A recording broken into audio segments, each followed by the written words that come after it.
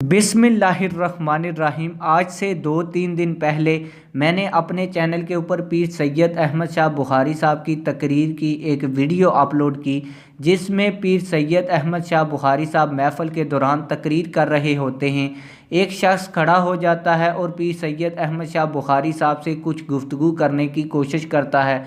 पीर सैयद अहमद शाह बुखारी साहब इसकी तकरीर सुनने से पहले इससे 6 कलमे सुनते हैं और इसका टेस्ट लेते हैं, जिसके बाद काफ़ी ज़्यादा लोग इस वीडियो को देखने के बाद पीर सैयद अहमद शाह बुखारी साहब के ऊपर एतराज़ात उठा देते हैं और पीर सैयद अहमद शाह बुखारी साहब के ऊपर शदीद तनकीद करते हैं।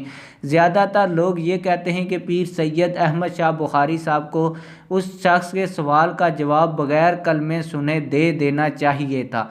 तो जो लोग ये एतराज़ात कर रहे हैं, इनमें से अक्सर दोस्तों ने पहले तो वो वीडियो मुकम्मल नहीं देखी। अगर उन्होंने वो वीडियो मुकम्मल देखी है तो उस वीडियो के असल हक़ाइक़ को वो जान नहीं पाए। आप लोगों को बताता चलूँ कि अगर आप लोगों ने वो वीडियो पूरी देखी है तो उसमें जो शख्स खड़ा हुआ सवाल करने के लिए, वो सवाल नहीं कर रहा था, बल्कि पीर सैयद अहमद शाह बुखारी साहब को उसने कहा कि आप तुर्श लहजे में तकरीर कर रहे हैं, आप प्यार वाले अंदाज में तकरीर करें ताकि लोगों को समझ आए।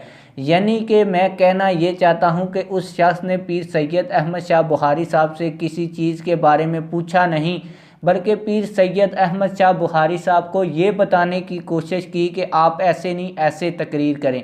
आप ज़िंदगी के किसी भी शोबे के किसी भी बड़े से बड़े फ़र्द के पास चले जाएं, चाहे वो इंजीनियर हो, डॉक्टर हो, एक छोटा सा मिस्त्री ही क्यों ना हो, अगर वो काम कर रहा हो और आप उसको कहें कि ये काम ऐसे नहीं ऐसे होता है, तो वो आप लोगों को ये ज़रूर कहेगा कि आप मुझसे सीनियर मिस्त्री हो। अगर आप वकील के साथ ऐसा करेंगे तो वो कहेगा कि आप मुझसे ज़्यादा जानते हो।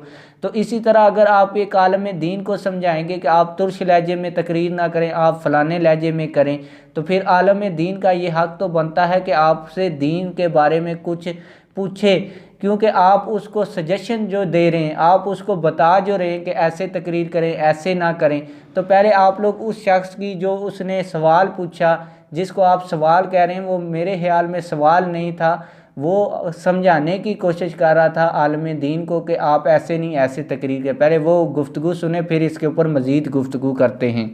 दोस्त बैठे सारे आलम दीन को कोशिश कर रहा है, इसलिए पीर सैयद अहमद शाह बुखारी साहब ने इससे पहले कलमे सुने।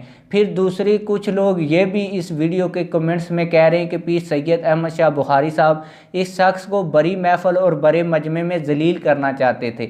अगर पीर सैयद अहमद शाह बुखारी साहब इस शख्स को जलील करना चाहते होते तो इस शख्स ने, जो आप लोगों ने अगर मुकम्मल वीडियो देखी है, तो जो कलमे सुनाए हैं इनमें काफ़ी गलतियाँ की हैं।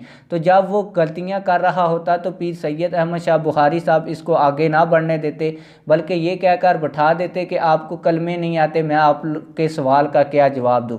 तो फिर पीर सैयद अहमद शाह बुखारी साहब के ऊपर आप लोग ये जो इतराज़ कर रहे हैं कि वो इस शख्स की तजलील करना चाहते हैं, तो फिर मैं मान लेता कि वाकई पीर सैयद अहमद शाह बुखारी साहब ये करने की कोशिश करें।